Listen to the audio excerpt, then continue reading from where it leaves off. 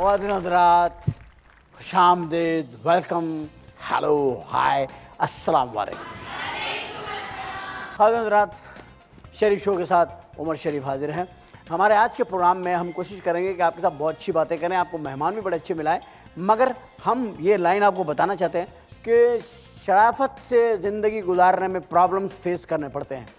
अब देखें ना, हम शराफत से ज़िंदगी गुजार रहे हैं, हमें प्रॉब्लम आ रहा है। प्रॉब्लम क्या आ रहा है कि बिजली राजा परवेज़ अशरफ साहब की मेहरबानी से लोड शेडिंग होगी और आपको कहीं कहीं प्रोग्राम आपका बंद हो जाएगा। ये भी हो सकता है और आपको ये शराफत से सहना है क्योंकि आप शरीफ शो देख रहे हैं इसलिए। और हो सकता है आपको कोई आके कहे कि यार तुम बैठे हुए प्रोग्राम देख रहे हो, हंस रहे हो, चलो आटे की लाइनें लगी, पहले आटा पकड़ो। आप अपने ही मुल्क में अपना ही आटा लाइन में लेके ख़रीदने पे मजबूर हैं, ख़रीदने पे भी आपको डंडे पड़ रहे हैं और पैसे लेकर आप गालियां भी खा रहे हैं, धक्के भी खा रहे हैं, उसके बाद आप रोटी खा रहे हैं, यानी कि आप मेहनत करके खा रहे हैं। फिर उसके बाद एक तो ये कैफियत हो गई, फिर उसके बाद पेट्रोल। हो सकता है आपके पास जनरेटर हो, जनरेटर को आप ऑन करेंगे लेकिन उसके लिए आपको चाहिए पेट्रोल। फिर पेट्रोल इतना महंगा हो गया है कि आदमी का दिल करता है कि अपना खून डाल के तो जनरेटर चला ले लेकिन पेट्रोल ना डालना। तो ये 2-3 अजियतें आपको शराफत से झेलनी है। हमें, क्योंकि हम शरीफ लोग हैं, हम हंगामा नहीं कर सकते, तोड़ फोड़ नहीं कर सकते, करनी भी नहीं चाहिए। महंगाई का इलाज ये नहीं है कि आप हंगामा करें, गाड़ियाँ तोड़ें, आप सड़कें ब्लॉक करें, नहीं। आप वो चीज़ खरीदना छोड़ दें, आप पैदल चल लें, आप साइकिल पे सफ़र कर लें, आप कोई डीजल गाड़ी इस्तेमाल, आप ऐसा कुछ कर लें, सीएनजी कर लें, आप पेट्रोल को अवॉइड करें, ख़रीदें ही ना, ताकि आपको टेंशन भी ना हो और जिन्होंने जमा करके रखा हुआ है वो पड़े पड़े पेट्रोल जो है ना मट्टी का तेल बन जाए। और अगर आप इससे भी ज़्यादा चाहते हैं तो फिर आप आटा जो है ना उसका कोई तोड़ निकाले, चावल खाने शुरू कर दें, आटा जमा करते रहो भाई। वो आटा आखिर में कौन खाएंगे? कीड़े। उसके बाद आ गया चीनी का मसला। आधे मुल्क को शुगर है फिर भी चीनी महंगी है। मुझे शुगर है, मेरी तरह लोगों को भी शुगर होगी, तो हमें तो चीनी से कोई लेना देना नहीं है, हम क्यों ब्लैक में खरीदते फिरें? हमें खरीदनी नहीं है, बल्कि और अगर किसी को हमसे चीनी चाहिए तो आके ले जाओ। लेकिन इन बातों का मतलब है कि हंसी मजाक में, खुशगवार माहौल में तल्ख जो है ना तजुर्बे, तल्ख बातें आप तक पहुंचाई जाएं, हुकूमत तक पहुंचाई जाएं कि खुदा के लिए रहम करें, लोग आपसे रहम की तवक्को रखते हैं। हम इस प्रोग्राम के ज़रिए आवाम की मुश्किलात भी आप तक पहुंचाते हैं और सच्ची बात आपको बताते हैं। लेकिन इस एक सच्ची बात है, वो ये है कि एक हकीकत, एक कड़वा सच ब्रेक है। इस दौर का सबसे बड़ा सच है ब्रेक, जो हर आदमी को लेनी है जो इस दुनिया में आया है। तो हमें भी ब्रेक लेनी पड़ेगी। ब्रेक के बाद आते हैं और शुरू करते हैं अपना प्रोग्राम अपने मेहमानों के साथ। कहीं मत जाएगा, हमारा इंतजार कीजिएगा। We will right back.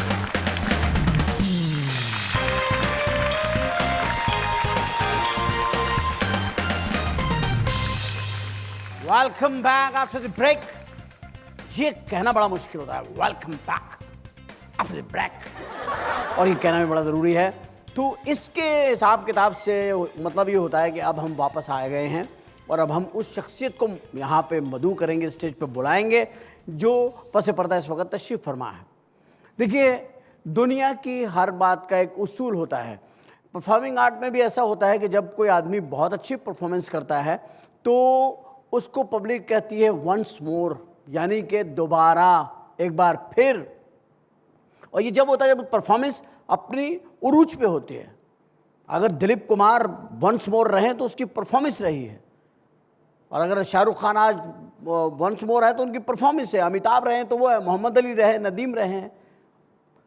इसी तरीके से जब हम आते हैं पॉलिटिक्स में, सियासत में आते हैं, सियासी लीडरों में आते हैं, तो हम देखते हैं, जब हम इस सतह पर आते हैं, हम देखते हैं कि मिनिस्ट्री लेवल के ऊपर आते हैं, हम देखते हैं कि वो कौन सी ऐसी शख्सियत है जो एक मरतबा मिनिस्टर होते हैं और वंस मोर होते गए हर मर्तबा एक मिनिस्ट्री से दूसरी मिनिस्ट्री, और हर मिनिस्ट्री पहली वाली मिनिस्ट्री से ज़्यादा मुश्किल। अगर एक्साइज के मिनिस्टर थे वो, तो उसके बाद उन्हें दिया गया वजीर दाखिला का, यानी कि पुलिस सारी एजेंसीज के ऊपर हुआ है, ये उससे भी डिफ़िकल्ट। फिर उसके बाद उनको एक और, यानी कि वो जिस लीडरशिप और जिस पार्टी से ताल्लुक़ रखते हैं, पार्टी फैसला करती है कि हमारा कौन सा मिनिस्टर किस महकमे में जाए, ताकि वो वहाँ जा कर के वही सुधार लाए, वही अच्छा माहौल बनाए और उसमें बैठ के सही खिदमत करे उस चीज़ की जिसका उसे मिनिस्टर बनाया गया है। तो ये शख्सियत वही हैं, क्योंकि इनके अंदर एक कलमकार भी है, एक एक एक शायर हैं, एक दानिश्वर हैं, एक हसास इंसान हैं, एक सोशल वर्कर हैं और एक इंतहाई शफीक दोस्त हैं, मेहरबान हैं, वफादार हैं। फ़नकारों से, अहले अदब, अदब से वाबस्ता लोगों से बेइंतहा प्यार करते हैं और ख़ुद भी बड़े अदबी इंसान हैं। ख़वातीन हज़रात, इतनी सारी रंगों को लेकर के जो शख्सियत हमारे जहन में बन रही है, मैं आपके सामने बुला रहा हूँ।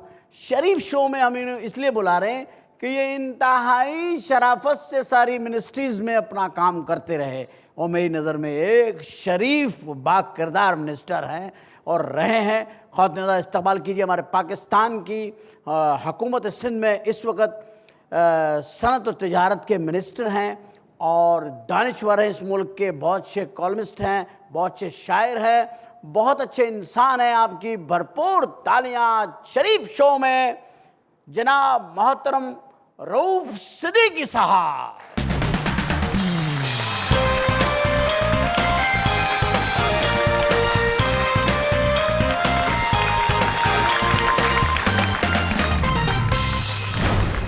अस्सलाम वालेकुम सर। वालेकुम सलाम। कैसे हैं उमर भाई? आप ठीक? आप ठीक हैं? अल्लाह का एहसान। बहुत ही गुड लुकिंग लग रहे हैं आप, मुझसे भी ज़्यादा।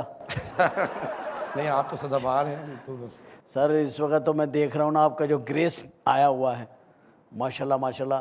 बहरहाल इस वक्त आप एक बेतहाशा खूबियों की सलाहियतों के साथ यहाँ मौजूद हैं। आपकी शख्सियत का पहला रंग चुरा रहे हैं वो है शायरी। एक दानिश्वर, आप लिखते बहुत अच्छा हैं, ये नो डाउट। मैंने आपकी गज़लों को कंपोज भी किया। आप रोमांटिक गज़लें भी लिखते हैं, लेकिन आपकी रोमांस में कहीं पे भी जो है ना, वो लड़की जो है ना वो खुशहाल नहीं है, वो परेशान है, उदास है, या उसकी वजह से आप परेशान हैं, आप उदास हैं। अच्छा, फिर आप उसके तक़द्दुस का जितना मोहब्बत में आपने ख्याल रखा है, मुझे कुछ ख़वातीन से मुलाकात हुई, आपकी शायरी पे बात हुई, उन्होंने कहा इतना एहतराम भी नहीं करना चाहिए औरत का शायरी में, यानी जितना आपने कर दिया हदों को पार कर गए आप। तो ये जो आप करते हैं, ये जो आपकी शायरी में ये जो चीज़ पाई जाती है, जैसे एक आपकी नज़म है मोम की मरियम, जिसमें आपने ये चीज़ क्यों ये और शायरों के पास नहीं मिलती है। और शायर शायरी करते हैं, होठों की बड़ी खूबसूरती और उसकी गुलाब की पंखड़ियों से तशबीह और फला फला। आपकी तशबीहात जो हैं वो कांटों में, फूलों में, ख़ज़ा में, इनमें है। तो आपके यहाँ महबूबा इतनी तंग हालात में क्यों है? बहरहाल बहुत शुक्रिया उमर भाई, आपने मुझे बुलाया यहाँ पर आपके अपने प्रोग्राम में, और जो कुछ आपने कहा है अभी, दरअसल गुफ्तगू और बात करना मेरी ज़रूरत है, लेकिन आपका तो शौक़ है। मेरा कहने पेशा है, आपका शौक़ है, आपका शौक़ है, लिहाजा गुफ्तगू का फ़न अल्लाह ताला ने आपको दिया है और बेहिसाब दिया है। देखिए, बुनियादी तौर पे हर इंसान रोमान पसंद होता है, ख्वाह वो औरत हो या ख्वाह वो मर्द हो। नहीं जी, जानवर तक, परिंदे, परिंद चरिंद हर जगह। जिस तारों के अंदर 1800 वोल्ट जा रहा है, उन पे बैठे हुए परिंदे मोहब्बतों में मसरूफ़। जी हाँ, बिल्कुल सही है, क्योंकि खुदा खुद मोहब्बत है और मोहब्बत को पसंद करता है, लेकिन कुछ अखलाक़ी हदें मुतय्यन होनी चाहिए, वरना रुमान का हुस्न ख़त्म हो जाता है। सही। अगर रोमानियत में फाशी आ जाए और बेहूदगी आ जाए तो फिर वो रोमान नहीं रहता। वो शादी हो जाती है। नहीं, शादी तो खैर बहुत हसीन इम्तिजाज होता है मोहब्बत का। हाँ, ये रोमान की मेराज होती है। कि सवाल ये है कि आप इस दौर में भी, जबकि रोमांस अब खुद अपनी हदें फैलान चुका है, यानी कि वो खुद मैंने इसीलिए आप सर्च किया कि रोमान जो है वो अगर अपनी असल जगह पे रहेगा तो उसकी चाशनी और उससे लुत्फानंदोज हुआ जा सकता है। मतलब वही फितरत क्या है? वही आधा किवाड़ खुला हुआ, कांपते हुए हाथ, एक पतली सी आवाज आई घबराई हुई, अब्बा घर पे नहीं है, आप फिर शाम को आ जाइए। ये आपका ये वही वो नहीं, सही है। नहीं, मतलब आप ये चाहते हैं, मैंने जो आपसे नतीजा अख्ज़ किया है वो ये है, आप चाहते हैं रोमांस को एक हद में रहना चाहिए, अखलाकी हुदूद में रहे। मोहब्बत इस कायनात का सबसे मजबूत तरीन रिश्ता है। इससे ज़्यादा ताकतवर रिश्ता इस कायनात में नहीं है मोहब्बत। बेशक हमें मोहब्बत करनी चाहिए, एक दूसरों से प्यार करना चाहिए। और ये आपके किताब के अंदर मुझे बहुत मोहब्बत के बड़े आशार मिलते हैं, बड़े क़तात मिलते हैं, आपकी किताब में चीज़ भी ये मिलती है। मेरा सवाल अपनी जगह पे अभी भी वहीं खड़ा हुआ है कि आप जितना, मतलब इस दौर में भी 2009 में भी आप किताब लिख रहे हैं तो आपका तकद्दुस है, वो फिर पता क्या चीज़ है, वो आपके किरदार का हिस्सा है। मोहब्बत का अब वो हिस्सा नहीं रहा। मोहब्बत अब वहाँ नहीं रही कि जहाँ कहा जाए देखिए कल शब मैंने आपको देखा तो हैरानगी की अथाह गहराइयों में डूब गया। अब तो लोग कहते हैं कल 9 बजे मैं तारिक रोड पे खड़ा हुआ हूँगा।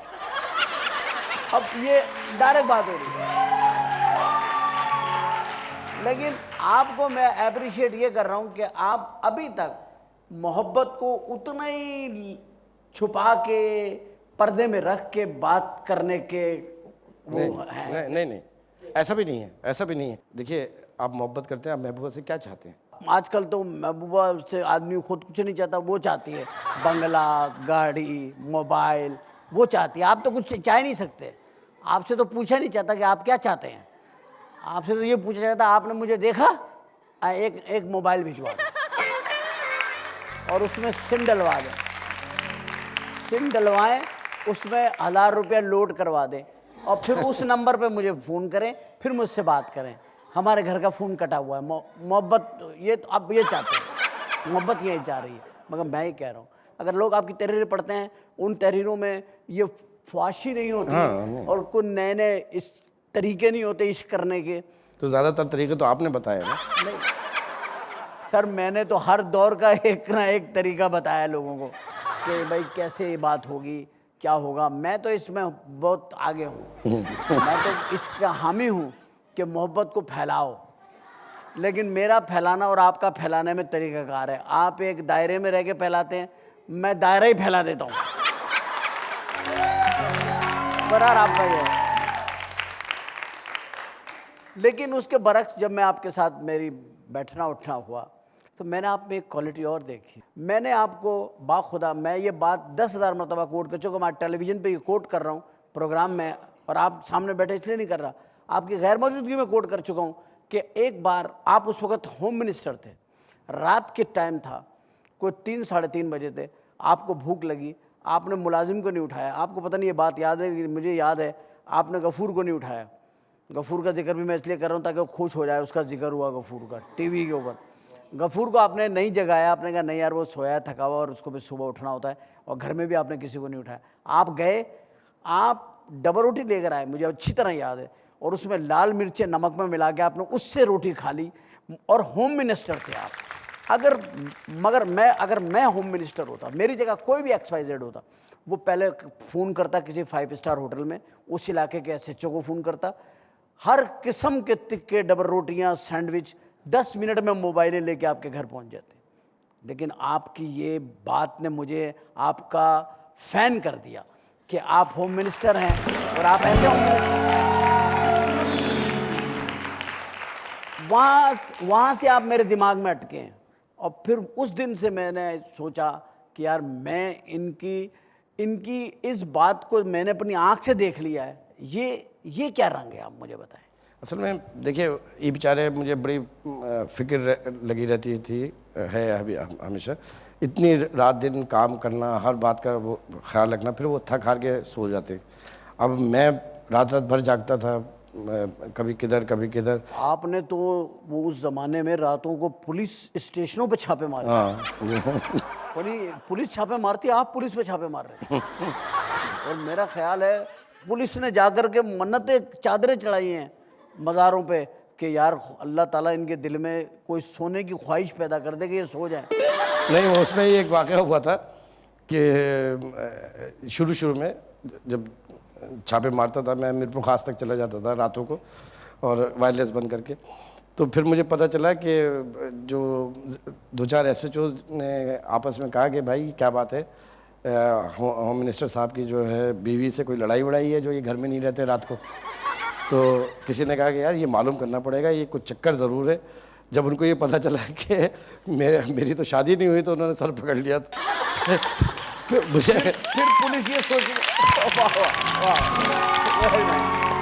असल में सूरत-ए-हाल ये थी कि वो ज़माना बड़ा शुरू का था और बड़ी लॉ एंड ऑर्डर की सूरत-ए-हाल बहुत ही ख़राब थी और फोर्स भी काबू में नहीं थी। डकैतियां, अगवा बहुत ज़्यादा। और ये सारे अंदरून सिंध में आपने बहुत बड़ा ऑपरेशन किया था उनसे। हाँ, फिर ये पूरे हाईवे वगैरह जो थे उसमें बसें लूट रही थी, ट्रेन रुक गई, सारी चीज़ें एक मुश्किलात का था।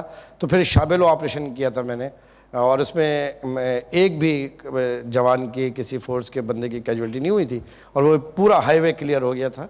उसमें रेंजर्स की टेक्निकल और आर्मी की टेक्निकल सपोर्ट के साथ किया था। लेकिन बहरहाल उस वक्त तो ये था कि हर वक्त ये फिक्र रहती थी कि थानों के अंदर बेगुनाहों को पकड़ के बंद कर देना का एक रवाज था, पहले से चला रहा था। फिर उनसे पैसे लेना, इल्लीगल डिटेंशन होती थी। तो मैंने फिर जब छापे मारने शुरू किए तो फिर ये सारी चीज़ें रुक गई। और एक दफ़ा तो शराफी गोट पहुँच गया था मैं रात को, तो मैंने देखा कि थाना बिल्कुल क्लियर है, वहाँ पे कोई भी एक गैर कानूनी कोई बंद नहीं है। तो मैंने उसको SHO कहा शाबाश, वेल डन वेल डन। और मेरे लिए बड़ा सरप्राइज़ था कि इतना अच्छा इम्पैक्ट हुआ। अचानक एक सिपाही ने, जो मेरा गार्ड था, उसने कान में कहा कि सर वो मस्जिद में चल के देखें, वहाँ 17 अफराद बंद हैं। अब मैंने कहा 17 अफराद? अच्छा, मस्जिद में बंद किए हुए? ओह, मस्जिद में बंद किए हुए थे। मैं फिर एकदम मस्जिद में जाते जाते मैं मुड़ा, फिर मस्जिद की तरफ गया तो वहाँ पे 17 अफराद को बंद किया हुआ था, जिसमें 3-4 बेचारी ख्वातीन भी थी। लेकिन हुआ ये कि उसका फ़ायदा ये हुआ कि फिर कोई इल्लीगल कोई किसी को बंद नहीं करता था। लेकिन मैंने ये भी सुना है कि पुलिस जो है दरगाहों पे चादरें चढ़ाती है कि या अल्लाह ये शादी कर ले ताकि रात को घर में रहे। नहीं, मुझे ये बात मुझे इसलिए वो कि तो स्पेशल ब्रांच ने मुझे बताया था कि सर वहाँ 3-4 SHOs जो थे ना वो ये बातें कर रहे थे, फिक्र में पड़े हुए कि साहब का रिश्ता करवाना है। लेकिन आपका रिश्ता कौन करवाता? आपके तो रिश्ते रुकवाए होंगे लोगों ने, इसलिए कि आपने ये जो जाली आमिल थे, जब आप होम मिनिस्टर थे, आपने जाली आमिल, ये जो महबूबा आपके कदमों में 7 दिन में दरवाजे पे, 8 दिन में दरवाजे के अंदर, 10 दिन में सारी दिल की तमन्नाएं पूरी, ये सारा सिलसिला जो आपने बंद और पकड़ दकड़ शुरू करी, आपने आमिल पकड़ पकड़ के बंद किए, तो आपके तो खिलाफ सारे आमिल हो गए थे, बोल के उन्होंने तो नहीं रुकवाई भी आपकी शादी। नहीं, ये ऐसा इतना बड़ा सान्हा हमारे मुल्क के अंदर है कि ये जाली आमिल कामिल, इन लोगों ने हज़ारों घर बर्बाद किए, बच्चियों की ज़िंदगियाँ बर्बाद की। और मेरे पास मुसलसल ये ख़बरें आ रही थी और हैरत की बात यह है कि दीवारों पे बाकायदा उनके बोर्ड लगे हुए, अखबारात में उनके एडवर्टाइज आते थे कि महबूब आपके कदमों में, महबूब आपके कदमों में। अच्छा, ये मेरे लिए इतना बड़ा मसला बन गया कि जब मैंने इसका इरादा किया तो मैंने इजलास किया IG और सारे सीनियर ऑफिसर्स वगैरह, तो उन्होंने किताबें खोल के बताया, बोले सर इसके अंदर कोई कानून नहीं है इनको पकड़ने का। अच्छा, जो अफसर वगैरह थे वो इन आमिलों कामिलों के पास सबसे ज़्यादा हाज़िरी अगर आप देखें जाके तो ये पुलिस ऑफिसर्स की और कस्टम वालों की ट्रांसफ़र पोस्टिंग के लिए जाते थे, कैसे पोस्टिंग के लिए, तरक्की के लिए। हाँ, बाबा हमारा ट्रांसफ़र कर दो। 17-18 ग्रेड तक तो खैर कराची में ही, सिंध में हो जाता था। 18 ग्रेड आपके दौर में तो बाबा ने उनको बुलाया होगा कि यार मेरा ट्रांसफ़र हो रहा है, ये रुकवाओ। और मज़े की बात यह है कि 18 ग्रेड से अबव जो ट्रांसफ़र पोस्टिंग के लिए इस्लामाबाद में PC में एक बाबा साहब बैठते थे, 21-22 ग्रेड के लिए उनके पास हाजिरियाँ होती थी। अच्छा, मैं बहुत सीरियस शिकायतें जब मेरे पास जमा होने लग गई जी, तो मैंने, और फोर्स भी तैयार नहीं हो रही थी कि काम कैसे करें, वो डर रहे थे कि कहीं ये आमिल हमारी पोले ना खोल। नहीं, आमिल नहीं, उनके ऊपर अमल ना हो जाए, क्योंकि ये तो अकीदत में जाते थे ना, तो कहते थे साहब ये आमिलों के देखिए इनके तो मौकिल होते हैं, ये होते हैं, सर आप ये क्यों करना चाह रहे हैं?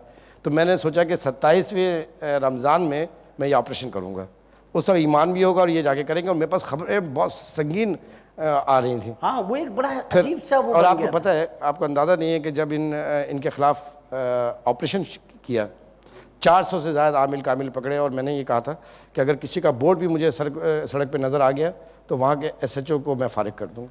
नतीजा ये निकला कि वो सारे के सारे भाग गए यहाँ से, इस इलाके से। फिर उन्होंने एक इजलास किया था मंगो पीर में, कहीं कुछ आमिलों कामिलों ने आपके खिलाफ।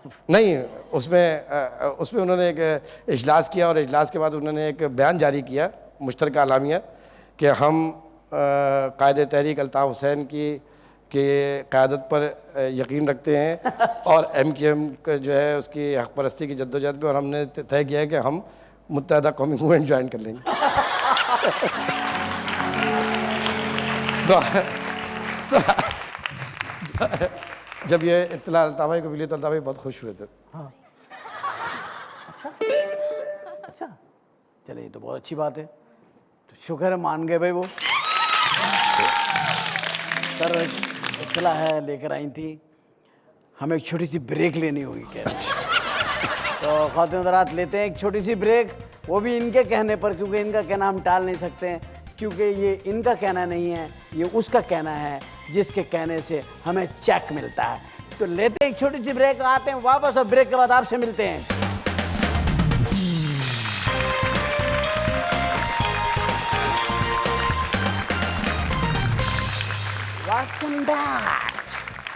वापस आ गए हम, और दोबारा से शुरू करेंगे गुफ्तगू का सिलसिला वहीं से जहाँ से हमने बहालत मजबूरी में सिलसिले को तोड़ा था, क्योंकि चैनल नहीं तोड़ सकते हम, चैनल टूट जाते हैं अगर स्पॉन्सरशिप ना हो, तो इसलिए हमें मजबूरी ब्रेक लेना पड़ता।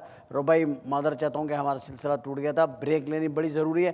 पूरी दुनिया में इस वक्त ब्रेक ली जा रही है, हर जगह पर ब्रेक हो रहा है, कुछ ना कुछ ब्रेक हो रहा है, कहीं किसी के ताल्लुकात ब्रेक हो रहे हैं, गवर्नमेंट ब्रेक हो रही हैं, कुछ ना कुछ ब्रेक हो रहा है।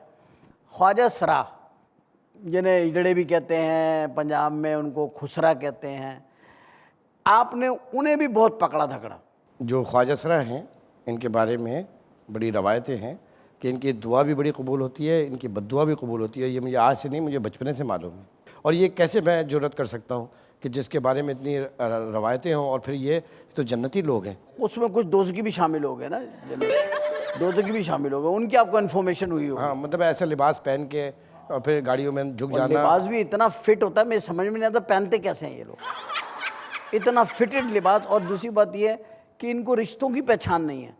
अगर कोई आदमी अपनी बहन के साथ जा रहा है, उसे भी कह देंगे जोड़ी सलामत रहे, वो आदमी का बंदे। और अगर आप बीवी के साथ बैठे तो आपको कह देंगे अल्लाह तेरी बहन की शादी कराए।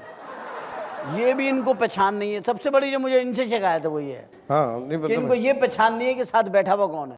प्रॉब्लम ये थी कि बड़े सीरियस शिकायतें आ रही थी मेरे पास, और बड़ी गंदगी की शिकायतें आ रही थी। अच्छा, डिफेंस से भी आ रही थी, और दूसरे इलाकों पे भी आ रही थी, बस स्टॉप्स पे भी आ रही थी। फिर वो औरतों का लिबास पहन कर जज्बात बरंगेख्ता करना, कि उसमें बहुत सारी चीज़ें होती हैं, गाड़ियों में बिठा के ले जाना, ये सब नहीं है ऐसे। लेकिन जो चंद थे, फिर उसके अलावा एक और चीज़ मेरे इल्म में आई थी कि वो मोबाइल उनके पास थे, और वो इंफॉर्मेशन भी दे दिया करते थे, डकैतियाँ करवा देते होंगे। तो इसमें तो ये इन्फॉर्मेशन थी। तो पुलिस वालों को मैंने जब इंस्ट्रक्शन दी तो उन्होंने इनको पकड़ के थाने में रखा। थाने में उन्होंने कहा कि जी वो CCPO तारिक जमील थे, उन्होंने मुझे सुबह 6 बजे फ़ोन किया कि साहब आप बताइए अब इनका क्या करें, ये तो पूरी रात SHO वगैरह परेशान रहे, वो थालियाँ जो थी खाने की उस पर वो बजा बजा के डांस कर रहे हैं। तो मैंने उस पर कहा कि ये बकवास करते, उनको सिर्फ ये समझा दो कि इस तरह ना खड़े हुआ करें, और इस तरीके से, क्योंकि मेरे पास बहुत गंदी रिपोर्ट्स आ रही हाँ, वो तो वाकई में एक बहुत बड़ा इन्फेक्शन था उसमें, खुदा न खासा ज़ाती का उनसे नहीं था। नहीं, अभी मैं गया था अमेरिका, तो सैन फ्रांसिस्को में शो था। जिस दिन मैं गया तो उस दिन मुझे किसी ने बताया कि यहाँ पे कानून पास हो गया है कि अब यहाँ पे मर्द मर्द भी शादी कर सकते हैं आपस में। लाहौल बताएं, वहाँ पे कानून पास हुआ कि आपने तो लाहौल पढ़ दी, लेकिन मैं इसलिए कह रहा हूँ कि यहाँ पे भी सुप्रीम कोर्ट ने उनकी दरख्वास्त कबूल कर ली ख्वाजा सराओं की। आप इस पर क्या कहेंगे? नहीं, बहुत अच्छा फैसला है, और सुप्रीम कोर्ट ने ये बड़ा सही फैसला किया कि ये ज़ाती नहीं होनी चाहिए, उनको नौकरी मिलनी चाहिए, उनको शनाख्ती कार्ड उनका होना चाहिए, कॉलेजों में यूनिवर्सिटीज़ में वो पढ़ें। और इस तरीके से सऊदी अरब में भी बेशुमार हैं, आप देखिए कि वो कितने अच्छे काम कर रहे हैं और ज़िंदगी के तमाम शोबों में मौजूद हैं।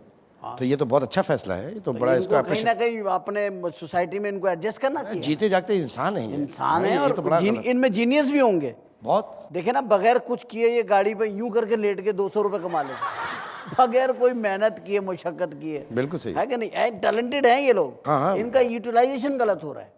तो वहाँ पे सैन फ्रांसिस्को में ये हो गया, तो मैंने वहाँ पे शो में ख़वातीन से ताज़ियत करी। वहाँ बेशुमार ख़वातीन थी, डॉक्टर्स का शो था, तो मैंने वहाँ ख़वातीन से ताज़ियत करी। मैंने कहा मैं ख़वातीन से ताज़ियत करता हूँ कि इस मुल्क में, सैन फ्रांसिस्को में, इस सिटी में औरतों का नखरा भी ख़त्म हो गया। कि औरतों का एक नखरा था, भी मैं नहीं कर रही आपसे शादी। तो आदमी की जान निकल गई, क्या कर रही हो फिरोदा, मैं तुम्हारी हर ख्वाहिश पूरी करूँगा। वहाँ ये भी ख़त्म हो गई। अब वहाँ कोई लड़की किसी आदमी को कहे कि मैं आपसे शादी नहीं कर रही, वो आदमी कहता ना करो, मैं एल्बर्ट से कर लूँगा।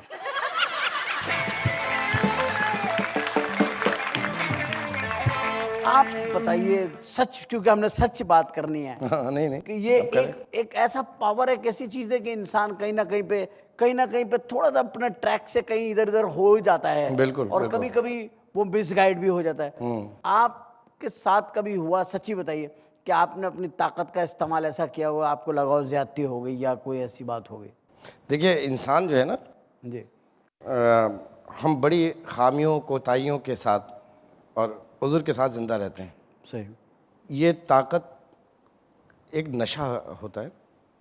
मुझे बाखुदा मुझे याद नहीं कि मैंने शऊरी हालत में किसी के साथ नाइंसाफ़ी की हो। माशाअल्लाह। इसकी ज़रब मेरे अपने घर के ऊपर पड़ी, इस ताकत की, तो बाखुदा मैंने उस पर एक लम्हे के हिचकिचाहट के बग़ैर मैंने भरपूर कार्रवाई की। और लाशौरी तौर पे अगर किसी के साथ ज़्यादती हुई हो इस 3 साल में, जो होम का ज़माना था या एक्साइज का ज़माना था, तो हुई हो। लाशौरी तौर पे मुझे नहीं मालूम। शऊरी हालत में मैंने एक रत्ती बराबर भी किसी के साथ ना नाइंसाफ़ी की, ना किसी के ऊपर ज़्यादती की। वाह। ये और जज़ाकल्लाह। और इसमें मेरा कमाल नहीं है, ये अल्लाह रब्बुल इज़्ज़त का एक एहसान है कि वरना आप यकीन जानिए कि एक आम आदमी के ऊपर गुरूर और तकब्बुर के हमले जो होते हैं, वंस ऑफ ब्लू मून होते हैं कि कोई कामयाबी मिल गई तो गुरूर आ गया। सही बात। लेकिन इक़्तिदार के सिंहासन पे यकीन जाने मैंने देखा कि एक एक लम्हे के बाद गुरूर और तकब्बुर के हमले होते हैं। हम लोग बेशक उसमें अपने आप को कंट्रोल कर जाना, ये इंसान के बस में बड़ी मुश्किल से होता है अगर अल्लाह ताला का एक मदद और ताउन ना हो। और ये जितने बड़े काम जो आप देख रहे हैं, बात कर रहे हैं, इसमें मैं जो क्रेडिट दूंगा वो मैं बग़ैर किसी हिचकिचाहट के मैं अल्ताफ़ भाई को दूंगा। उन्होंने इतना फ्रीडम मेरे साथ रखा और इतना आउटराइट मुझे कॉन्फिडेंस दिया कि मैं रुकता ही नहीं था। फिर उनको भी सही कुछ गुमान होगा कि ये मेरी सिलेक्शन, ये आदमी होना चाहिए। देखिए, इसमें उनका भी एक बड़ा हाथ है, उन्हीं का हाथ है, क्योंकि उनकी 2 बातें मैं ये कहना चाहता हूँ कि मैंने देखी जो है, हाँ, बहुत करीब भी रहे हैं, बहुत ज़्यादा, मगर मैंने जो देखी वो ये है कि वो एक शऊर बेदार करके फिर आदमी को उस जगह पे लेके जाते हैं, पहले उसका शऊर बेदार करते हैं। ये जो एक फिक्री नशिस्त का रिजल्ट है, मैं जो समझता हूँ, मैं तो इस बात पे क्रेडिट देता हूँ। बहरहाल, एक मिनिस्ट्री आपकी ये गुजरी गई, फिर एक मिनिस्ट्री आपकी एक्साइज की आई थी, जिसमें आपने शराब का बहुत सख्ती से नोटिस लिया। ये जो घरों में बन जाती थी, ये जो कच्ची शराब और ये मनशियात के ड्रग यूज़र, उसके ऊपर बल्कि आपने, मुझे अच्छी तरह याद है, आपने उसमें हमारी आर्टिस्टों की एक बड़ी आपने हौसला अफजाई करी और फिर आपने उसमें हमसे एक ड्रामा करवाया और वो मैंने लिखा था और उसको कहता है एक कदम के नाम से, जिसको जियो ने चलाया भी, फिर चला रहे हैं वो उसको। और उसकी वजह ये थी कि उसमें हमने ड्रग्स के साइड इफ़ेक्ट बताए थे, आफ्टर इफ़ेक्ट बताए थे और बहुत खूबसूरत ड्रामा था, आपने पसंद भी फरमाया था। वो एक बड़ी अच्छी कोशिश थी कि सोसाइटी को इस तरीके से भी आप एजुकेट कर सकते हैं ड्रामों के जरिए। असल में उसके अंदर सबसे बड़ी बात, अहम बात ये थी कि एक्साइज में अंदरून सिंध के विजिट्स पे गया तो मैंने देखा कि मेरी खुली कचहरी में सैकड़ों लोग आके ख़वातीन। अब वो आके मैं समझता था कि शायद अब कहेंगे नौकरियों का बंदोबस्त करें उसका। वो एक बात मुझसे कहती थी कि देखिए ये मंशियात को बंद कराएं। ये परचून की दुकानों पे भी ये मंशियात मिलने लगी थी और बच्चे इसमें इस्तेमाल करने लगे। शहर कराची में तो था ही था, लेकिन अंदरूनी सिंध बहुत ज़्यादा हो गया था, मज़ारों के ऊपर शुरू हो गया था। तो मैंने उसके ऊपर ये कहा था कि मंशियात के ख़िलाफ़ एक ट्रैक डाउन किया और उसका इम्पैक्ट बहुत अच्छा हुआ है। वहाँ के अवाम ने बड़ा उसको अप्रिशिएट किया। क्योंकि अच्छा, अब मसला ये था कि हम इसको ख़त्म तो नहीं कर सकते, लेकिन हुकूमती सतह के ऊपर रोक तो सकते हैं। तो उस सिलसिले में फिर आप लोगों ने जो ताउन किया, जो ड्रामा हुआ जियो ने चलाया, मैं मेरी तरफ से उनको मुबारकबाद दीजिएगा मीर शकील रहमान साहब को और जियो की पूरी टीम को कि कम अज़ कम उन्होंने ये कोशिश की। ये बहुत बड़ा ज़रूरतमंदी का काम है, वरना ये ड्रग माफिया तो किसी को ज़िंदा भी रहने नहीं देते। और उस ज़माने में मेरे पे भी बड़े प्रेशर्स थे इसके ऊपर। वो बहुत अच्छा डिसीजन था आपका, वो तो उस दौर में। फिर आप कल्चर मिनिस्ट्री जब आपकी शुरू हुई, कल्चर मिनिस्ट्री में आपने बहुत उम्दा काम किए, जो मैं समझता हूँ।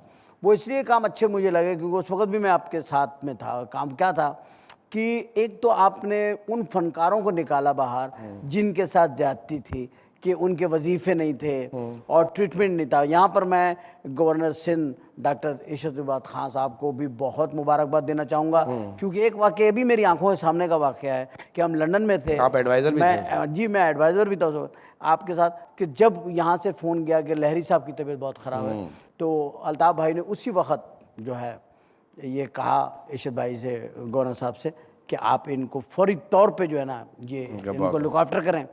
और फिर उनको लुक आफ्टर भी किया गया, उनको हर तरीके से आज के दिन तक उनको लुक आफ्टर किया जा रहा है। और उस पर गवर्नर साहब ने जो एक लेजेंडरी फंड कायम किया, बहुत बड़ा काम, वो बहुत बड़ा काम, उससे बेशुमार लोगों को, फनकारों को फ़ायदा हुआ। फिर आपने जो एक चीज़ मैं बताना चाहता हूँ नाज़रीन को, कि अंदरून सिंध के साथ शहरों का ताल्लुक़ कायम करने के लिए जो आपने मुशायरे कराए अदबी वहाँ पर, उर्दू सिंधी मुशायरे, वो सिंधी और उर्दू कल्चर को, सिंध का ही कल्चर है लेकिन उर्दू स्पीकिंग और सिंधी ज़बान बोलने वाले लोगों को जिस तरह आपने एक ब्रिजिंग की और दोनों ज़बानों के शायर बैठ के वहाँ मुशायरे में पढ़ते थे, और वो उस पर फिर आपने शेख अयाज अवार्ड, जोश मलियाबादी साहब का अवार्ड, और शाह लतीफ़ बटाई, और ये सरकारी अवार्ड बनाए और फॉर एवर हैं ये। अब ये हर साल हो रहे हैं? हर साल, इस साल भी हुए। अच्छा, माशाल्लाह। हालांकि 30-35 साल पहले पूरे सिंध के अंदर अदबी महफिलें हुआ करती थी। तो जब किसी भी सकाफ़त को, किसी भी ज़बान को आप इंट्रोड्यूस कराना चाहते हैं, आपस में मिक्स करना चाहते हैं, तो उसका तरीक़ा लाठी गोली नहीं है, मारपीट नहीं है, ज़बरदस्ती नहीं होती। कौमें अपनी सकाफ़तों को इस तरह नहीं छोड़ती हैं कि उसका यही तरीक़ा होता है कि आप उनको सकाफ़ती, उनके शायराना, उनके अहले दानिश्वर ये काम कर सकते हैं।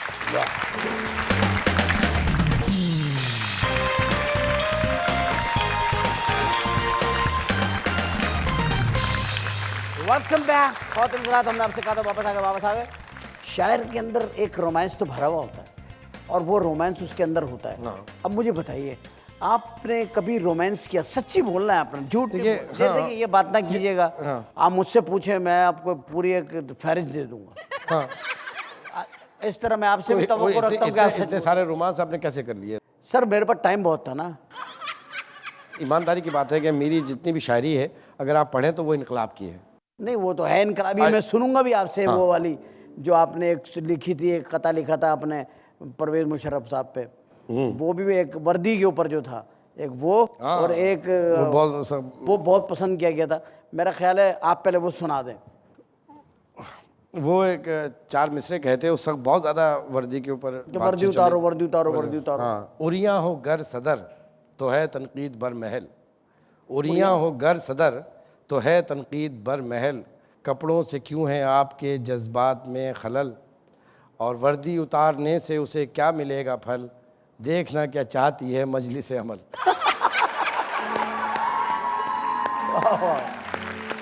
देखना क्या चाहती है। कोई इंसान, आपकी बात बिल्कुल दुरुस्त है कि एक शायरी हो रही है, अगर आप उस कैफियत से नहीं गुजरे हैं तो आप कह कैसे रहें? एक इंसान, कोई तो मैं पूछ रहा हूँ वो कैफियत कब गुजरी आप पे? हर इंसान का एक तख़य्युलाती महबूबा होती है, अगर फिज़िकल नहीं है तो तख़य्युलाती महबूबा होती है, उसको वो टारगेट करके शायरी शुरू करता है। आपके तख़य्युल में है वो, हाँ, दुनिया में नहीं है एक तख़य्युल है और बड़ा मजबूत, इस हद तक मजबूत है कि उससे बातचीत भी होती है। उससे बातचीत, उसकी धमक, उसका एहसास, उसको महसूस। हाँ, उसके आने जाने की टाइमिंग क्या है? ये उसकी याद की करामत थी, बंद कमरे में आ गई थी वो। आप उसको किसी तरीके से कमरे में बुला लेते हैं तख़य्युल के जरिए, बंद कमरे में महसूस करता हूँ महसूस करते हैं उसे। वो बात जो टेलीपैथी है। जब मैं उदास होता हूँ तो वो उदास होती है। ये पता लग जाता है कि मैं उदास हूँ तो वो भी उदास। हाँ, मैं रो रहा हूँ तो वो रो रही है, मैं खुश हो रहा हूँ तो वो खुश हो रही है, मैं कोई काम कर रहा हूँ तो उसकी तस्दीक कर रही है। और इसमें खर्चा कुछ नहीं हो रहा है।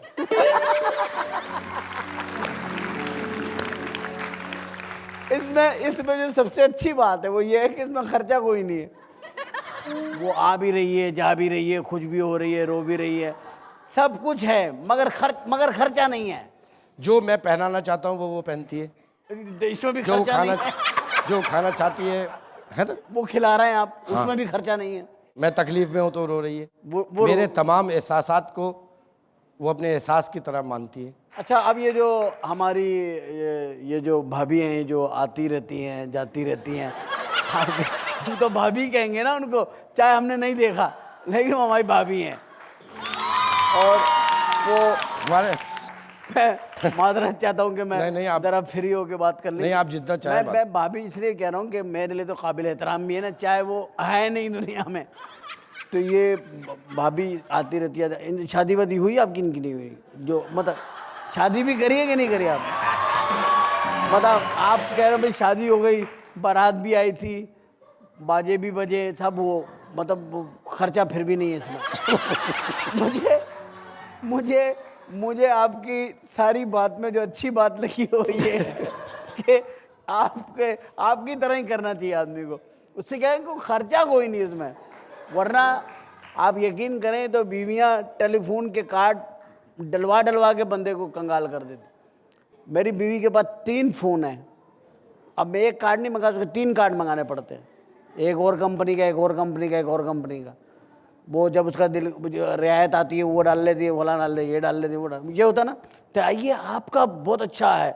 अच्छा, एक तो ये तो हो गई ना, ये तो हो गया। लेकिन आपने वैसे किसी के जिंदा नहीं चाहा किसी को, कभी तो कोई अच्छा लगा होगा ना आपको? ऐसा हो तो नहीं सकता कि कोई अच्छा ना लगे। ना, ऐसी बात नहीं है कि अगर किसी ने मुझे देखा तो मैं ये सोच के कि ये अकीदत से मुझे देख रही है, इसलिए वक्त भी नहीं मिला। आपने कहा जी अकीदत से देख रही है। हाँ, लेकिन ये आपके जुमले के जवाब में मैंने कहा। हाँ, नहीं, मुझे समझ आ गई जुमले की। रो भाई, आपने किताबें मतलब ये नहीं कि बेइंतहा अच्छी किताबें लिखी हैं, आपने बामकसद किताबें लिखी हैं, और आपने कोई इरादतन ज़रूरतन या कमाई के लिए नहीं लिखी। आपने प्योर सोसाइटी के लिए लिखी, इंसानों के लिए लिखी किताब। अभी जो आपकी किताब पिछले दिनों में, जिसको एक बड़ी मुक़द्दस दुनिया में सबसे मुक़द्दस इमारत कह लें उसे, उसको दुनिया की सबसे मुक़द्दस ज़मीन कह लें, और वर्ल्ड का सेंटर भी है वो, और खाना काबा, और आपने उसकी तारीख़ लिखी, तारीख़ बैतुल्ला। तारीख़ बैतुल्ला जी। ये वो किताब है जो तारीख़ बैतुल्ला के नाम से एडिशन मेरे हाथ में है। इस किताब के अंदर जो मुझे सबसे खूबसूरत चीज़ नज़र आई, वो जो बातें हमें पता ही नहीं थी कि तारीख़ क्या है इसकी चाबियाँ किन लोगों के पास हैं, कहाँ से चली, कहाँ रहती हैं, कौन खोलते हैं ये दरवाजे, वो कौन खुशनसीब लोग हैं, इसके अंदर क्या है। तो ये इस किताब के अंदर बड़ी हसीन मालूमात हैं। इस किताब को यानी एक बिल्कुल ही एक आपकी शख्सियत से हट के ये किताब आपने शख्सियत से हटी मरा दी है कि एक जगह आप लिख रहे हैं रोमांस, एक जगह इनकलाब लिख रहे हैं, एक जगह पर आप आके तारीख़ बैतुल्ला लिख देते हैं। और मैं समझता हूँ कि ये कुदरत ने आपसे वो काम लिया है कि जो ये अल्लाह का काम है। बिल्कुल सही। आपको इसका दुनिया से क्या रिस्पांस मिला इसके इशाअत के बाद? ये 3 ज़बानों में, अरबी, उर्दू, इंग्लिश। अच्छा, माशाल्लाह। तो अरबी जो थी वो जीसीसी कंट्रीज़ के लिए थी, तो उनके सरबराहान मुमलिकत को मैंने भेजी। इंग्लिश वर्जन जो था वो मैंने पूरी दुनिया के तमाम सरबराहान को भेजी, अमेरिका के सदर को और वहाँ के नायब सदर को, और यूरोप के, अमेरिका के सारे। तो फ्रांस के प्रेसिडेंट का सबसे पहले ख़त का इसका जवाब आया पढ़ने के बाद। उन्होंने लिखा, वो मैंने सेकंड एडिशन में डाल दिया। फिर जीसीसी कंट्रीज़ के आए, फिर शाम से आया, लबनान से आया, ये ख़ुतूत उन्होंने भेजे। इसके अंदर एक और चीज़ ये थी कि खाने काबा के अंदर क्या है, तो उसकी एक तस्वीर इसके अंदर शाया कर दी। बहुत शानदार है, मैंने देखी है माशाल्लाह। अब ये 2 एडिशन इसके शाया हो गए, माशाल्लाह तो मैं चाह रहा हूँ कि एक आधा एडिशन और हो जाए। बहुत बड़ी और ये अमेरिका में बड़ी पॉपुलर हुई है, साउथ अफ्रीका में, कनाडा में बहुत ज़्यादा, हर तरफ ये रहा। तो मैं चाह रहा हूँ कि एक आध एडिशन और निकल जाए, क्योंकि इसके जुमला हुकूक, ये अमानत थी मेरे पास उस फोटो कापी की सूरत में ख़ानदान बनी शैबा की, तो इसके कॉपीराइट जितने भी थे ख़ानदान बनी शैबा को मैंने वापस कर दिया। उसमें लिख दिया मैंने कि इसका जितना भी प्रॉफिट होगा सब उनको जाएगा, मेरे पास, मेरे बहुत से। उम्दा, बहुत उम्दा, बड़ा काम लिया, बड़ा काम किया ख़ातिन। आपने सुना इस बात को, इस बात के अंदर ये अज़मत नज़र आती है कि किताबें सिर्फ ऐसी नहीं होती कि वो रोमांटिक लिखी जाएं या बिला वजह लिखी जाएं या अपने आप को मुसन्निफ़ साबित करने के लिए लिखी जाएं। किताबें ऐसी भी होती हैं कि आप अल्लाह तबारक व तआला को, जब आप अल्लाह के लिए लिखते हैं तो फिर वो आपके लिए लिखवाता है, पूरी दुनिया को मजबूर कर देता है। अब बादशाह इनको ख़त लिख रहे हैं और ये उसके रब का ही करम है ना कि आपने उसके लिए लिखा, वो आपको लिख रहा है।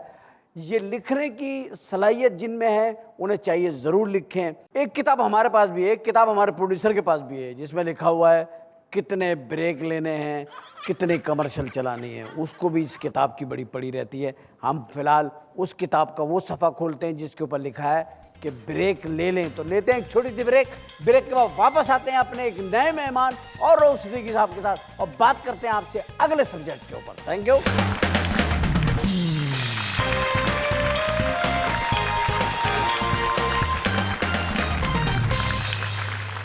वेलकम बैक ख़वातीन हज़रात। जैसा कि आप देख रहे हैं कि गुफ्तगू हम तकरीबन कोशिश कर रहे हैं कि ज़रा दूसरे प्रोग्रामों से हट के हो, वो बातें जो होती नहीं हैं ज़रा खुला के सच बातें हों। सच के अंदर बातें ऐसी भी हो जाती हैं जो आपके लिए दिलचस्पी का बायस होती हैं।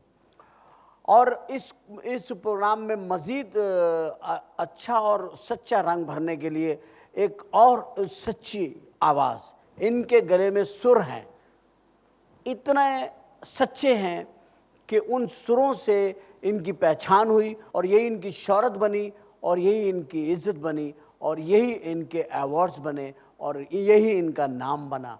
और सुर की पहचान और सच्चे सुर की पहचान रखने वालों ने इन्हें पहचान लिया कि ये एक सच्ची फ़नकारा है। ख़ातिन हमारे प्रोग्राम में तशरीफ़ लाई हैं, ये हमारे लिए बड़ी बाइज़ इज़्ज़त बात है। मैं चाहूँगा कि आप अपनी मोहब्बत भरी तालियों में इनका इस्तक़बाल करें। हमारे पाकिस्तान की एक सच्ची सुरीली, सुर में, खुलूस में, मोहब्बत में, प्यार में डूबी हुई आवाज़ तशरीफ़ लाएंगी हमारे आज के प्रोग्राम में, मोहतरमा महनाज बेगम।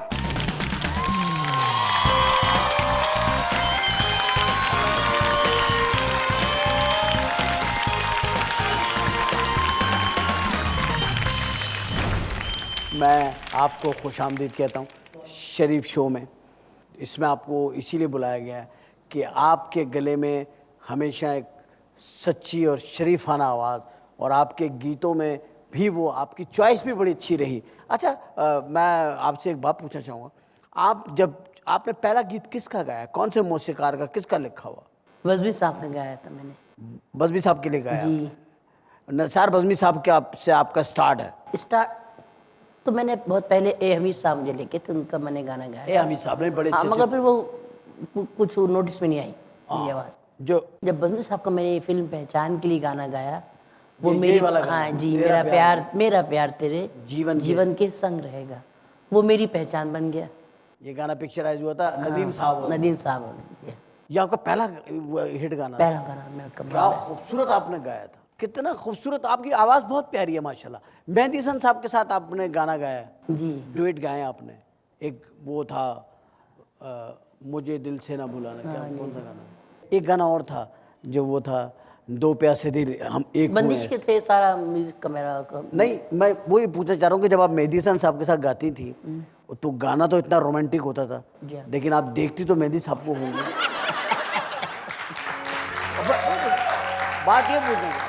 बात में ये नहीं आज पूछ मुझे रहा। बताइए, अजी मुझे मैं आपको पहले जवाब दूँ मुझे जरूर। जवाब दें। आपके जहन में इतने खूबसूरत प्यारे प्यारे जुमले आते कहाँ से हैं? ये अल्लाह की देन है मुझे। एक रग कुछ ज्यादा है आपके माथे में। कुछ है मसला। हालांकि मैंने असल में मैंने रगें बदलवाई है ना अभी बाईपास में, हो सकता है उसकी। नहीं, बहुत माशाल्लाह बहुत प्यारी बात होती है। मेरी बात कहाँ गई? वो बताइए कि जब आप एक गाना गा रहे हैं कि मुझे दिल से ना भुलाना, और एक गाना गा रहे हैं दो प्यासे दिल एक हुए ऐसे, तो इन बातों में एक इतना रोमांस है। बहुत रोमांस है। जब ये आप गाँव उनके साथ रही हैं, तो क्या आपके जहन कुछ डिस्टर्ब नहीं देर के होता? लिए आंखें बंद कर लेते थे बस। हम समझते थे संतोष कुमार खड़े हैं। यानी आंखें बंद कर लेती थी? थोड़ी देर के लिए। अच्छा, आंखें बंद करके उस तस्वुर के लिए। एक मिनट मेरे सवाल को देखें। आंखें बंद कर लेती थी, फिर आंखें बंद करके फिर किसको लाती थी जो आवाज इतनी रोमांटिक हो जाती थी? वो नाम नहीं तो लिया मैंने आपको बताया। संतोष कुमार साहब हैं जो हमारे हीरो होते थे। सारे दिन सोचते थे कि भाई वो खड़े हैं सामने। संतोष खड़े हैं। हाँ, पारो तुम मिलने क्यों नहीं आई। वो तो दिलीप कुमार। मैं कहूँगी, मैं कहती थी बापू मैं कैसे आती, मैं कैसे आती, बापू जाग रहा था। बापू जाग रहा था।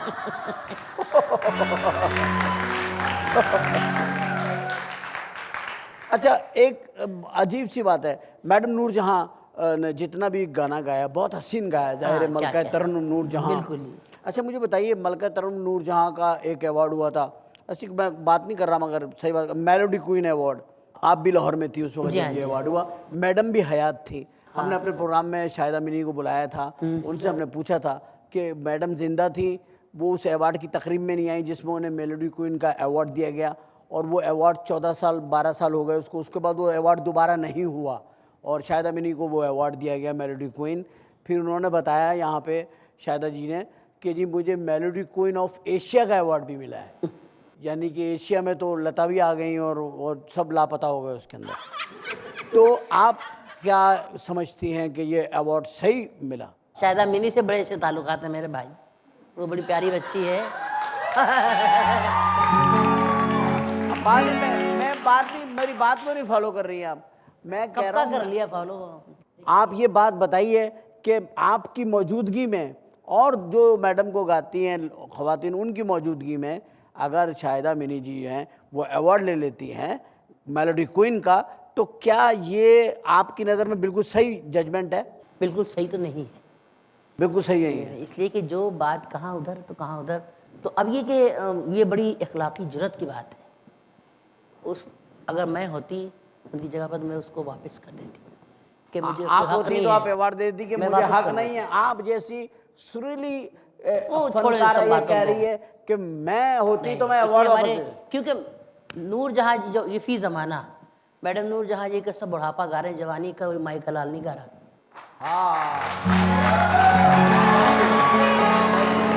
साहब जवानी जो उनकी जो उन्होंने गा के दिखा दिया, जो रिकॉर्ड एक कायम कर दिया, उसको कोई माइकल लाल हाथ नहीं लगा सकता। सही। रोमन घोष साहब के साथ आपने गाने गाए? बहुत काम किया। बहुत काम किया। जी हाँ। कैसा लगता है म्यूजिक डायरेक्टर वो आपको? वो तो बस प्रिंस आदमी था, क्या बात है। प्रिंस टाइप क्या था? प्रिंस थे वो, अपने काम के। अपने काम में। यानी कि मैं अगर नहीं पहुंच सकी रिहर्सल के पर, तो लिटरली आप यकीन करें, क्योंकि इतना हम लोग बिजी होते थे उमर साहब, तो हम लोग जब गए हैं तो वो टहल रहे होते थे बाहर। वो मुकद्दम सबसे ज़्यादा क्या समझते थे? रिहर्सल। रिहर्सल, सही बात है, परफेक्टली। उनका गाना जो हमने कभी भी स्क्रिप्ट के साथ नहीं गाया, विदाउट स्क्रिप्ट, हमें ज़बान याद होता था। वो इतना याद करवा देते थे कि आपको लिखा हुआ नहीं हाथ में नहीं चाहिए होता। सही बात है। आप लय को ज़्यादा अहमियत देती है सुर को? सब चीज़ें ज़रूरी हैं, जब एक चीज़ ग्रामर में आ गई तो सब चीज़ें ज़रूरी। नुसरत फ़तेह अली को कहाँ देखते हैं आप? बहुत बड़े फनकार थे वो। मैडम नूरजहां से आपके कैसे ताल्लुकात थे? मेरे तो बहुत से ताल्लुक थे, ठीक ताल्लुक? बहुत ठीक थे जी। आप सुना, आप जब लाहौर गई थी आपकी बहुत शानदार दावत की थी। माँ मेरे बहुत, एक दफ़ा नहीं 3-4 दफ़ा की उन्होंने मेरी दावत। और अच्छा सुनती, रेशमा को भी सुनती थी वो बुला हाँ, कर। आप मजाक नहीं, सही में ये हकीकत बता रहा हूँ। रेशमा को उन्होंने घर से बुला के, वो अच्छी कदरदान औरत थी मेरा ख्याल। रेशमा जो है ना, रेशमा जी हमारी बड़ी प्यारी आर्टिस्ट हैं, अल्लाह उनको सलामत रखे।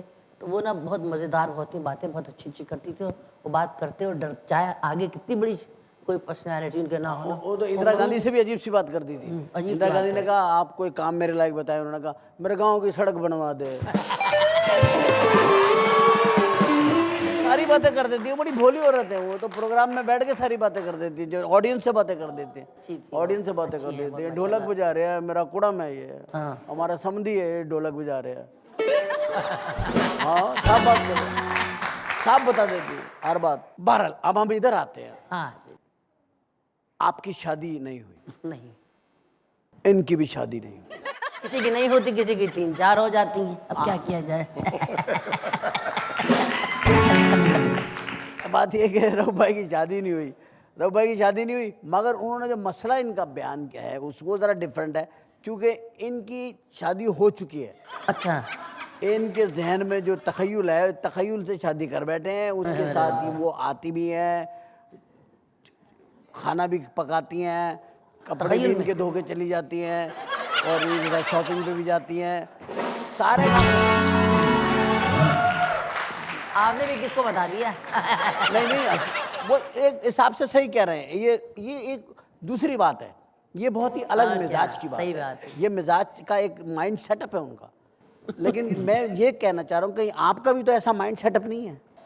नहीं, ये सवाल है, जनरल नॉलेज है भाई, लोग ज़ाहिर देख करते पूछना हैं, चाहते हैं। दुनिया करती है। ये दुनिया लता जी से पूछती है आज तक के, है ना। हाँ, लता। वो कहती है मुझे सारी जिंदगी अफसोस रहेगा। उन्होंने भी सॉरी रोज साहब वाला काम किया हुआ था। तखय्युली शादी किससे की थी? के सहगल साहब से। सहगल? हाँ, ओए हो, इतनी अजीब डरी हुई आवाज, सहमी हुई आवाज के साथ। वो तो ऐसा लगता था कुछ चोरी का गाना गा रहे है मैं मुस्तमिल कितना नाम। वो तो लगता था कुछ डर के गा रहे, किसी ने पिस्तौल रखी हुई, गाओ। लता जी को किस कैलिबर का सिंगर समझते हैं? लता बेहतर है, आशा बेहतर है? नहीं, दोनों अपनी अपनी सिफ्त में। आपके शरीफ शो वाली बात, क्या? बहुत ही नफीस आवाज उनकी, पाकिज़ा। पाकीज़ा आवाज, और आशा जी की आवाज शरारती आवाज, मतलब शैतानी आवाज। आवाज में कुछ चुलबुलापन, शरारती। चुलबुली को उर्दू से थोड़ा सा और बाहर निकाले, छिचोरी हो जाती है वो। छिचोरी है।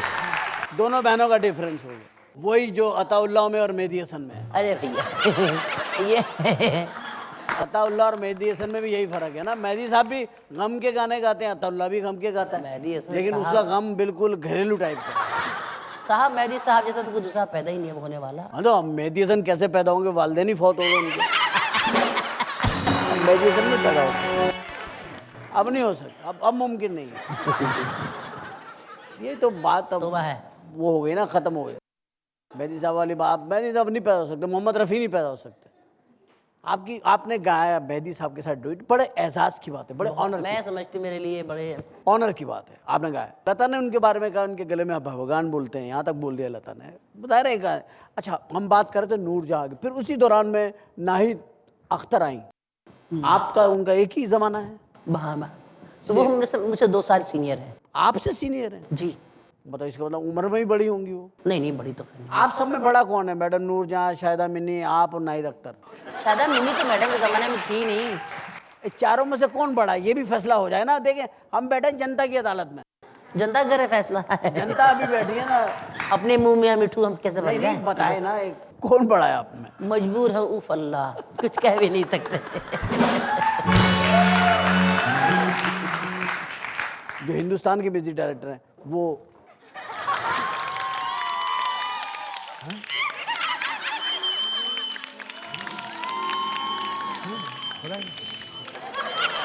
आप समझ ही गए होंगे ख्वातीन हज़रात, ये लड़की जब आती है ये ब्रेक लगवाती है। एक छोटे से, वाकई छोटे से ब्रेक के बाद वापस आते हैं और दोबारा शुरू करते हैं रऊफ सिद्दीकी भाई और महनाज से गुफ्तगू का आगाज। Welcome back, short break.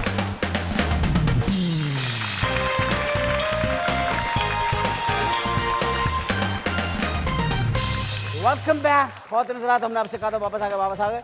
हस्बे वादा हमने कहा वापस आ गए। हमारे साथ बैठी हुई है महनाज बेगम और तशरीफ़ फरमा जनाब रऊफ सिद्दीकी साहब, जो कि किताबों के खालिक भी हैं और तकरीबन मैं समझता हूँ 3, 4, 5 तकरीबन 8, 9 मिनिस्ट्रीज़ जो हैं वो ये उसमें रहे हैं। इस वक्त वज़ीर हैं सनत और तिजारत के। अच्छा, ये बताइए, आपने जो अभी ये अपनी किताबें लिखी, मतलब मैं चाहूँगा कि ख़ुद आप अपनी ही किताब में से कोई एक चीज़ सुनाइए। आपकी किताबें हैं तो मैं आपको पेश करता हूँ, आप ही किताबें आपको पेश करता हूँ। कोई खूबसूरत ऐसी नज़म, ऐसी गज़ल जो आपको खुद पसंद हो ज़ाती तौर पे, और फिर वो महनाज बाद में उसको गुनगुनाएंगी। यार जरूर गुनगुनाएं। कोई बात नहीं, मैं समझूंगा वही महनाज गा रही है, आप जैसा भी गाए कोई बात नहीं। जो मैंने आपसे गुफ्तगू की थी ना पहले, जी जी, तो मैं अपने उसी के हवाले से आपको एक दो शेर सुनाता हूँ, एक छोटी जी। नज़म सुनाता हूँ, प्लीज़। ताकि आपको पूरी तरह यकीन आ जाए मेरे ख्याल में। तखय्युल का। हाँ, ताकि क्योंकि आप इजाफा भी करते जा रहे हैं ना, खाना भी पका रही है और नहीं शॉपिंग। नहीं, ये आपने कहा मैं खाना वो पकाने मेरी के बाद मर्जी से आती है, मेरी मर्जी से मैं जाती मैंने है। खाना पकाने के लिए कब कहा? जब आती होगी तो फालतू तो नहीं बैठती होगी, वो काम तो करती होगी। तो इसके ये दो शेर थे, वो जी। एक शेर भी मैंने पहले सुनाया था कि उसकी सूरत थी चांद की सूरत, उसकी सूरत थी चांद की सूरत, चांदनी बन के छा गई थी वो, और उसकी आंखें थी झील सी आंखें, उसकी आंखें थी झील झील सी आंखें, कितने दरिया बहा गई थी वो। वाह। और उसकी यादों की ये करामत थी, उसकी यादों की ये करामत थी। उसकी यादों की ये करामत थी, बंद कमरे में आ गई थी वो, वाह। बंद कमरे में आ गई। ये एक नज़्म जो इस हवाले से, तो ये मैं पहली दफ़ा पढ़ रहा हूँ आपके उसमें, क्योंकि आपका प्रोग्राम बहुत लाइट प्रोग्राम है और आप बहुत मूड में भी बैठे हुए हैं। सर मूड में नहीं, मैं तो बस ऐसे ही वो टॉक ऐसी कर रहा हूँ कि ज़रा इन्फॉर्मेटिव भी है वो, और दूसरी थोड़ी सी हमें मसाइल भी बयान करते हैं। पता नहीं आपकी कौन सी इन्फॉर्मेशन आप जमा कर रहे हैं ज़ाती तौर पे, लेकिन ये इत्तेफाक ये था कि ये जो मोम की मरियम जिसका आपने जिक्र किया था जी, वो, जी। और एक थी मेरी नज़्म अबला परी, वो इत्तेफाक ये था कि वो अबला पसंद, परी। हाँ अबला परी, वो पसंद भी बहुत आई, तो मैं वो सुना देता हूँ और ये पहली दफ़ा सुना रहा हूँ। अबला परी। हाँ, ये आपकी नज़र कर देता हूँ ठीक, इरशाद। कि इसका उन्वान अबला परी। हुजरे जहाँ के गुप अंधेरे में, हुजरे जहाँ के गुप अंधेरे में, एक तखय्युल बहार का लेकर, हुजरे जहाँ के गुप अंधेरे में, एक तखय्युल बहार का लेकर, तेरा पैकर तराश लेता हूँ, और ए अबला परी अक्सर 14वीं शब के चांद की सूरत, हुजरे जहाँ के गुप अंधेरे में, तेरा पैकर ज़हूर पाता है, हुजरे जहाँ के गुप अंधेरे में, तेरा पैकर ज़हूर पाता है, मेहरबान सुबह ज़िंदगी बनकर गीत रंगीनियों के गाता है, गालिबो मीर की गज़ल की तरह मेरे शेरों में डूब जाता है। वाह। उसकी हम जोलियाँ गुलाबों से, उसकी हम जोलियाँ गुलाबों से उसका रंगी बदन सजाती हैं, गीत जैसे अमीर खुसरो के आह, धीमे धीमे सुरों में गाती हैं। वाह। और फिर उसका मरमरी पैकर हुजरे जहाँ के गुप अंधेरे में मेरी बेरब्त धड़कनों का चिराग अपने होठों से खुद बुझाता है, वाह। प्यार को जाविदा बनाता है, हुजरे जहाँ के गुप अंधेरे में। अब ये गुरेज देखिएगा, यह तो सुना ना हमने, हुजरे जहाँ के गुप अंधेरे में खुद फरेबी से खौफ आता है, वाह। हुजरे जहाँ के गुप अंधेरे में खुद फरेबी से खौफ आता है, न वो सुनता है मुझसे मेरी गज़ल, न वो मेरी गज़ल सुनाता है, वाह। न वो हम जोलियाँ गुलाबों से उसका रंगी बदन सजाती हैं, और न धीमे सुरों में खुसरो का ज़ेर लब गीत गुनगुनाती हैं, मेरी तन्हाई खुद ज़ेर लब गुनगुनाती हैं, मेरी तन्हाई खुद फरेबी से और उम्र तवील पाती है। हाँ बज़ाहिर तो कुछ नहीं होता, हाँ बज़ाहिर तो कुछ नहीं होता, हुजरे जहाँ के गुप अंधेरे में, लेकिन ए अबला परी हर शब तेरा पैकर तराशने वाला, रोज़ जीता है रोज़ मरता है, लेकिन एक इंतज़ार सुबह तरफ, कल भी करता था अब भी करता है। वाह। आप क्या कहेंगे इस बात को? शायरी को बहुत पसंद करती हैं, पढ़ती भी हैं। आपसे एक ताज़ियत भी करनी थी मुझे, माइकल जैक्सन की वफ़ात की। इसमें हंसने की क्या बात है? आप अंग्रेजी गीत गाती हैं कि नहीं गाती? तो क्यों नहीं गाते? गाती हैं ना, पसंद करती हैं। तो अंग्रेजी गीत गुनगुनाए, उन्होंने अपनी किताब की खूबसूरत नज़म सुनाई। आप क्या पेश, इस इनकी टक्कर पे क्या पेश करेंगे? Forever young, forever young, हमेशा मेरे जहन में जवान रहेगी तख़य्युलाती शक्ल। अवार्ड्स की दौड़ के अंदर भी माशाल्लाह मैंने समझता हूँ कि निगार अवार्ड्स सबसे ज़्यादा किसने लिए होंगे पाकिस्तान? नूरजहां जी के बाद मेरे ख्याल मैंने लिए, मेरा ख्याल, क्योंकि 9 साल तक तो मुझे मुस्तकिल मिला है। 9 साल तक हर साल निगार अवार्ड आपको, क्या बात, क्या बात। 9 साल तक मुस्तकिल मिला 9 साल तक जी। प्राइड ऑफ परफॉर्मेंस से मुझे मिल गया। माशाल्लाह माशाल्लाह। Pride of performance। अभी जनरल मुशर्रफ साहब का था हमारा ये लाइफ टाइम अचीवमेंट अवार्ड, ये भी मुझे मिला। और मतलब तमाम ग्रेजुएट अवार्ड्स जितने भी मुल्क में हमारे अवार्ड सब मुझे मिल गए। सारे मिल गए। हाँ। अवार्डों के साथ कभी कैश मिलता, ये मैं एक शिकायत है ना। सितारा खातून इम्तियाज के साथ ख़वातीन पैसे आर्टिस्ट जो होती मिलते हैं हैं, वो बेचारी साबिर होती हैं थोड़ी सी। नहीं सुनते रहे ना। सितारा इम्तियाज के साथ पैसे मिलते हैं, ना प्राइड ऑफ परफॉर्मेंस के साथ पैसे मिलते हैं, ना तमगा इम्तियाज के साथ पैसे मिलते हैं।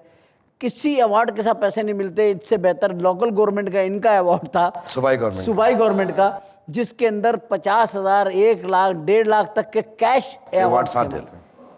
मैंने सोचा और मैंने आप इस फूल मिलते हैं अपने मज़ार पे चढ़ा लो। मैंने इस अवार्ड के बारे में प्राइम मिनिस्टर को उस वक्त कहा था कि जब ये सदारती तमगा उसने कारकर्दगी आप देते हैं, ये तकरीर में कहा था, मैं प्राइम मिनिस्टर बैठे हुए थे, मैंने कहा था जब आप ये अवार्ड देते हैं तो आप 40-50 हज़ार रुपये उन आर्टिस्टों को भी दे दें ताकि वो ये अवार्ड जो आपसे लेते हैं उसके लिए वो एक अलमारी ख़रीद के उसमें टांग तो सके। आय हाय हाय। मैं आज इस लाइन के ऊपर आकर के प्रोग्राम की ये बॉटम लाइन को करता हूँ कि आप और आप मेरी नज़र में दो ऐसी शख्सियतें थी। मैं आप लोगों को मिक्सअप नहीं कर रहा हूँ, लेकिन अपने अपने फील्ड में, क्योंकि रऊफ भाई का एक पॉलिटिकल बैकग्राउंड तो स्ट्रॉन्ग है और फिर इनकी एक क़यादत इतनी स्ट्रॉन्ग है जो जिनकी क़यादत में ये हैं, और उस क़यादत की एक तरबियत है जो इनके किरदार में नज़र आती है, इनकी गुफ्तार में नज़र आती है। फिर इनकी सलाहियतों के इजहार के तरीके उनके शेड बनते गए, मिनिस्ट्री जैसी मिलती गई, अपनी ही मिनिस्ट्री के ख़िलाफ़ वो बातें करते रहे और काम करते रहे, और रिवायत से हट के इन्होंने मिनिस्ट्रीज़ को चलाया। हम इनको अप्रिशिएट करते हैं और सैल्यूट करते हैं सर आज के शरीफ शो में कि आप तशरीफ लाए। Thank you very much. और महनाज बाजी, आपकी आवाज़ की जो सुर की पाकीज़गी है, मैं उसे सैल्यूट करता हूँ कि आपने अपनी आवाज़ को, अपनी सुर की पाकीज़गी, ये मैं जुमला इस्तेमाल करूँगा कि सुर की जो एक पाकीज़गी होती है, आपने उसको मेंटेन किया। और आपने ज़रूरतन भी, चाहे आप तंग आ गई हों, किसी किस्म की सिचुएशन में, हालात में आ गई हों, लेकिन आपने घटिया कलाम और गंदे गाने नहीं गाए, जिस पर मैं आपका शुक्रिया अदा करता हूं कि आपने, थैंक यू। लेकिन मैं इस पूरी ऑडियंस के सामने आपके आज शो पे तशरीफ़ लाने पे शुक्रिया अदा करता हूं, बेइंतहा मशकूर ममनून हूँ। और एक बार मैं फिर दिल की गहराइयों से अपने चैनल की तरफ से, अपनी तमाम टीम की तरफ से, रऊफ सिद्दीकी भाई आपका, महनाज बाजी आपका इंतहाई मशकूर ममनून कि आप लोग तशरीफ़ लाए, आपने वक्त दिया और आपने अपने कीमती ख़यालात अपने हमें अता फरमाए। Sir thank you so nice of you. Allah आपको सलामत रखे, खुश रखे, अल्लाह ताला आपको और तरक्की दे। Thank you very much.